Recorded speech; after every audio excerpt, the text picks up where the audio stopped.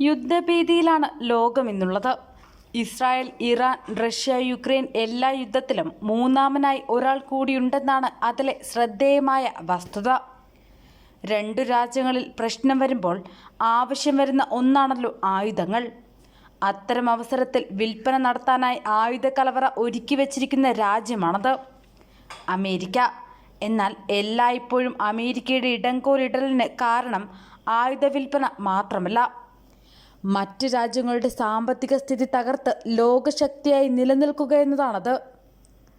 ഇപ്പോൾ റഷ്യക്കെതിരെ അമേരിക്ക ഒരുക്കുന്ന പടപ്പുറപ്പാടാണ് അതിനുള്ള അവസാന ഉദാഹരണം. റഷ്യക്കെതിരെ പ്രതിരോധം തീർക്കുന്ന നാറ്റോ ഫിൻലൻഡിന്റെ തെക്ക് കിഴക്കൻ പ്രദേശമായ മിക്കേലിയയിൽ 4000 മുതൽ 5000 സൈനികരെ വിന്യസിക്കുമെന്നാണ് പുതിയ റിപ്പോർട്ട്. റഷ്യൻ അതിർത്തിയിൽ നിന്ന് 140 കിലോമീറ്റർ അകലത്താണ് ഈ വിന്യാസം ഒരുക്കിയിരിക്കുന്നത്. ഒരു കവചിത ബ്രിഗേഡിനെ വിന്യസിപ്പിക്കാനാണ് നാറ്റോ സഖ്യത്തിലൂടെ അമേരിക്ക ലക്ഷ്യമിടുന്നത്. അയൽരാജ്യമായ സ്വീഡനിൽ നിന്നും നോർവേയിൽ നിന്നുമുള്ള നാറ്റോ സൈനികർ ഈ പദ്ധതിയിൽ അണിചേരുമെന്നാണ് സർക്കാർ വൃത്തങ്ങളും അറിയിച്ചിരിക്കുന്നത്. റഷ്യക്കെതിരായ പ്രതിരോധം ശക്തിപ്പെടുത്തുന്നതിന് മറ്റ് രാജ്യങ്ങളിൽ നിന്നുള്ള നാറ്റോ സൈനികരെയും വിന്യസിക്കേണ്ടതിന്റെ ആവശ്യകതയെ സംബന്ധിച്ച് ചർച്ചകൾ നടക്കുന്നുണ്ട്. റഷ്യയ്ക്ക് ചുറ്റും നാറ്റോ സൈനികരെയും ആയുധങ്ങളെയും വിന്യസിച്ച് ആ രാജ്യത്തിന് സുരക്ഷാ ഭീഷണി ഉയർത്തുക എന്നതാണ് അമേരിക്കയുടെ അജണ്ട. ഇറാനും ചൈനയും ഉത്തര കൊറിയയും ഉൾപ്പെടെ അമേരിക്കയുടെ ശത്രു രാജ്യങ്ങളെ യോജിപ്പിച്ച് നാറ്റോയ്ക്കൊരു ബദൽ സംവിധാനം റഷ്യ കൊണ്ടുവരുമോ എന്ന ഭയവും അമേരിക്കയ്ക്കുണ്ട്. ഒരു സഖ്യത്തിൻ്റെയും ഭാഗമല്ലാത്ത ഇന്ത്യക്ക് പോലും അമേരിക്കയേക്കാൾ അടുപ്പം റഷ്യയോടാണ്. റഷ്യയുടെ വടക്ക് പടിഞ്ഞാറൻ ഭാഗത്ത് പ്രതിരോധം തീർക്കുമെന്ന് പ്രതിജ്ഞ എടുത്തുകൊണ്ടാണ് ഈ നീക്കത്തോട് റഷ്യ പ്രതികരിച്ചിരുന്നത്. റഷ്യയുമായി അതിർത്തി പങ്കിടുന്ന മേഖലകളിൽ സംഘർഷാവസ്ഥയുണ്ടായാൽ രാജ്യത്തെ സൈനികർക്കൊപ്പം മറ്റ് നാറ്റോ രാജ്യങ്ങളിൽ നിന്നുള്ള സൈനികർ സഹായത്തിനെത്തുമെന്ന കണക്കുകൂട്ടലിലാണ് ഫിൻലാൻഡ് ഭരണകൂടം മുന്നോട്ടു പോകുന്നത്.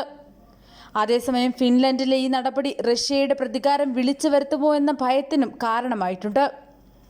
റഷ്യ ആക്രമിച്ചാൽ അമേരിക്ക നേരിട്ട് യുദ്ധരംഗത്ത് ഇറങ്ങുമെന്നാണ് യുക്രൈൻ കരുതിയിരിക്കുന്നത്. എന്നാൽ ആയുധങ്ങളും കൂലിപ്പടയാളികളും നൽകുന്നതിന് അപ്പുറം നേരിട്ട് റഷ്യയോട് ഏറ്റുമുട്ടാൻ നാറ്റോയിലെ ഒരു രാജ്യവും ഇതുവരെ തയ്യാറായിട്ടില്ല. അതിന് പ്രധാന കാരണം റഷ്യ ആണവായുധം പ്രയോഗിക്കുമെന്ന മുന്നറിയിപ്പ് തന്നെയാണ്. ഇതോടെ പെട്ടുപോയത് യുക്രൈനാണ്. ഇതേ അവസ്ഥ തന്നെയാകും ഫിൻലൻഡിനെയും കാത്തിരിക്കുന്നത്. യുക്രൈൻ സംഘർഷത്തെക്കുറിച്ചുള്ള ആശങ്കകൾ ചൂണ്ടിക്കാട്ടി ഫിൻലൻഡ് 2023 ഏപ്രിലാണ് നാറ്റോ അംഗമായത്. ലോകത്ത് മറ്റൊരു യുദ്ധമുന്നണി കൂടിയാണ് ഫിൻലൻഡിന്റെ രംഗപ്രവേശനത്തിലൂടെ ഉണ്ടായിരിക്കുന്നത്. തുടക്കത്തിൽ 12 രാഷ്ട്രങ്ങളാണ് നാറ്റോ അംഗങ്ങളായിരുന്നത്.